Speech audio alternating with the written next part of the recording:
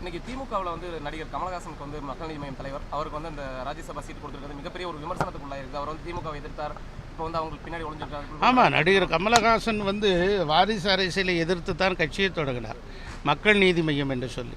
ஒரு நாடாளுமன்ற உறுப்பினருக்காக ராஜ்யசபா சீட்டுக்காக அண்ணா அறிவாலயத்திலே தன் கட்சியை அடகு வைத்து விட்டார் என்கிற குற்றச்சாட்டு இருக்கிறது. அண்ணா திராவிட முன்னேற்ற கழகத்தின் வேட்பாளர்கள் 2 பேரை கழக பொதுச் செயலாளர் அறிவித்திருக்கிறார். வழக்கறிஞராக இருக்கிற திரு இன்பதுரை அவர்களையும், ஏற்கனவே 1991 காலகட்டத்தில் சட்டமன்ற உறுப்பினராக இருந்த திரு தனபால் அவர்களும் 2 பேரும் அண்ணா திராவிட முன்னேற்ற கழகத்தின் வேட்பாளர்களாக அறிவிக்கப்பட்டிருக்கிறார்கள். ஆக தேசிய முற்போக்கு திராவிட கழகத்திற்கு அடுத்த ஆண்டு, அதாவது 2026ஆம் ஆண்டு ஒரு இடம் ஒதுக்கப்படும் என்று முறையான அறிவிப்பையும் இன்று செய்திருக்கிறார்கள். இன்னைக்கு அதிமுக தரப்புல வந்து தேமுதிக கூட்டணியில் இருக்கு அப்படின்றாங்க. ஆனால் தேமுதிக பொறுத்த வரைக்கும் நாங்கள் ஜனவரியில் தான் அறிவிப்போம் அப்படின்றாங்க. அது அவங்களுடைய இல்லை, இதுவரையும் தேசிய முற்போக்கு திராவிட கழகம் கூட்டணியில் தொடர்ந்து கொண்டு தான் இருக்கிறது. அதனுடைய அடிப்படையில் தான் அவர்களுக்கு அடுத்த ஆண்டு நாடாளுமன்றத்தினுடைய ராஜ்யசபா இடம் ஒதுக்கப்படும் என்றும் முறையாக பொதுச் செயலாளர் அவர்களே அறிவித்திருக்கிறார்கள். இன்றைய தினம் மதுரையில் நடைபெறக்கூடிய திமுக பொதுக்குழு கூட்டத்தில் மறைந்த விஜயகாந்துக்கு வந்து இரங்கல் தீர்மானம் நிறைவேற்றிருக்காங்க. இது வந்து கூட்டணிக்குள்ள அவங்களை இழுப்பதற்கான ஒரு இதாக பார்க்கலாமா?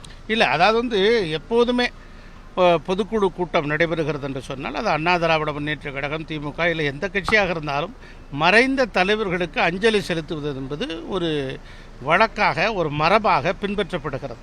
ஆக அதனுடைய அடிப்படையில் தான் அவ்வாறாகத்தான் அவர்கள் நடிகர் விஜயகாந்த் அவர்களுக்கு அஞ்சலி செலுத்தியிருக்கிறார்கள் என்று நாம் கருத வேண்டும். ராஜ்யசபா சீட்டு வந்து உங்களுக்கு வரும்னு எதிர்பார்த்திருந்தீங்களா? நீங்கள் ஏதாவது கேட்டிருந்தீங்களா அது சம்பந்தமா? இல்லை, அது குறித்து கட்சி என்ன முடிவு செய்தோ அதை பின்பற்ற வேண்டியதுதான் கட்சியினுடைய தொண்டர்களுக்கு அழகு. இந்த அறிவிப்பை பொறுத்த வரைக்கும் உங்களுக்கு ஏதாவது நமக்கு வரலை அப்படின்ற ஏதாவது ஏமாற்றங்கள்? இல்லை, அப்படி இல்லை. அண்ணா திராவிட முன்னேற்ற கழகத்தின் தொண்டர்கள் 2 கோடி பேர் இருக்காங்க. நிறைய வாய்ப்புகள் இருக்குது. ஆட்சிக்கு வருகிற போது நிறைய வாய்ப்புகள் எல்லாம் வரும். தமிழக வெற்றி கழகத்தில் இருக்கக்கூடிய ஆதவர்னா அதிமுகவோட எவனுமே கூட்டணிக்கு வர மாட்டாங்க உரிமையில் ஒரு கருத்து தெரிவிச்சிருக்காங்க. இல்லை, அதெல்லாம் வந்து அண்ணா திராவிட முன்னேற்ற கழகம் பெரிய கட்சி. அது வந்து காய்த்த மரம் தான் கல்லடி வரும். ஆகவே அண்ணா திராவிட முன்னேற்ற கழகத்தில் விமர்சிக்க அது வளர்ந்து கொண்டு தான் இருக்கும். அடிக்க பந்து உந்துவதைப் போல, அறுக்க வைரம் எண்ணுவதைப் போல எவ்வளோ சோதனை வந்தாலும் அண்ணா திராவிட முன்னேற்ற கழகம் வருகிற தேர்தலில் 2026இல் ஆட்சியை பிடிக்கும். நிச்சயமாக நிறைய பேர் கூட்டணிக்கு வருவார்கள்.